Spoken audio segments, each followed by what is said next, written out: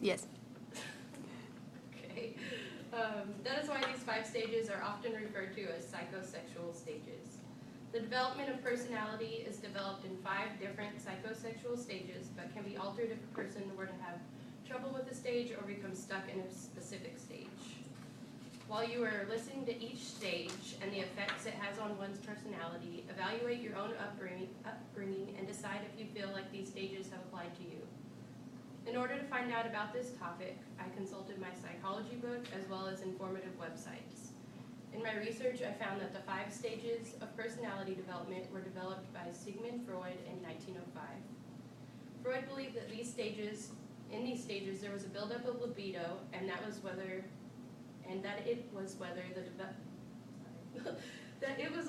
the libido was able to be released or whether it was held in that would determine how a person would move on from a specific stage of development.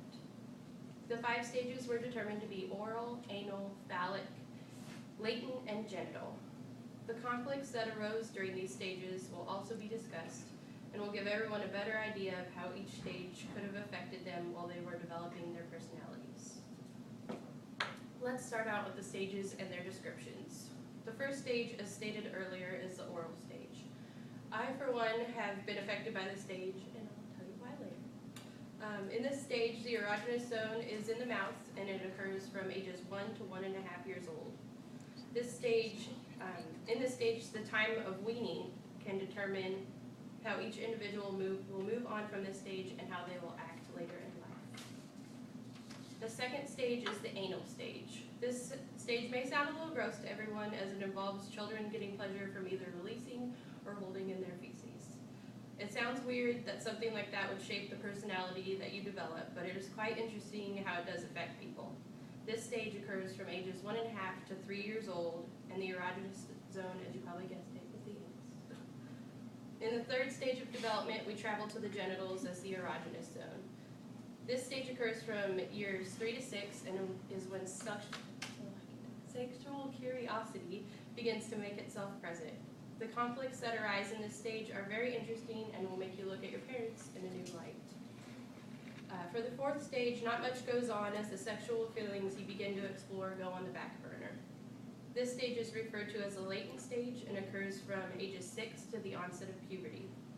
In this stage, children tend to grow more physically, socially, and intellectually more than anything else. Finally, during the fifth and final stage, those unrepressed sexual feelings make themselves known. This stage occurs from puberty till death, and people will change their focus from their parents to other things like peers and celebrities. Now, I bet you're all wondering how these different stages affect all of our personalities. The conflicts that arise during each of these stages are very interesting, and some may even gross you out. As I mentioned earlier, I felt that I related to the oral stage with my personality. People who had a conflict with weaning often develop an orally fixated personality. This would cause somebody to do something like nail biting, gum chewing, stuff like that. I'm definitely a nail biter, and I tend to chew on the edge of pens, and I thought it was interesting how something like weaning too early or too late could determine behaviors that you have that you can't really explain. Did you ever think that how you were potty trained could affect whether you were a neat or a messy person? According to Saul McLeod of Simply Psychology, early or harsh potty training can lead to the child becoming an anally retentive personality who hates mess, is obsessively tidy, punctual, respectful of authority. And the anal expulsive, on the other hand, underwent a liberal toilet training regime during the anal stage. In adulthood, the anal expulsive is the person who wants to share things to you. They like giving things away.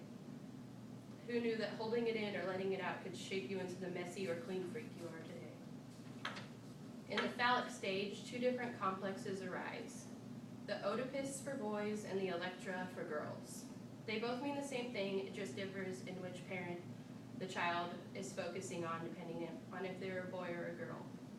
The name of the Oedipus complex derives from Greek myth where Oedipus, a young man, kills his father and marries his mother. Upon discovering this, he pokes out his eyes and becomes blind.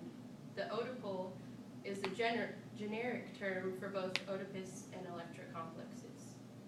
This may seem gross, but isn't it always said to be daddy's little girl or mama's little boy? They tend to gravitate toward the opposite sex in this stage since they are discovering their sexual curiosity. This can have an effect on people as an adult if they cannot move past this stage, as you can imagine. This leads into the last stage. In the genital stage, it is a time of adolescent sexual experimentation, the successful resolution of which is settling down in a loving one-on-one relationship with another in our 20s or so. Sexual instinct is directed to heterosexual pleasure rather than self-pleasure during the phallic stage. For Freud, the proper outlet of sexual instinct in adults was through heterosexual intercourse. Fixation and conflict may prevent this, with the consequence that sexual perversions may develop, according to Saul McLeod. I found all of these conflicts very interesting, and I find it amazing that something as simple as potty training or weaning can have a major effect on the personality that you develop. It is my goal that all of the information presented gives everyone a little insight into how they develop their own personality. I feel like I was better able to understand myself and why I have the personality that I do after researching this topic. There are many different small instances that contribute to changing how each personality develops. All of these instances make us who we are today.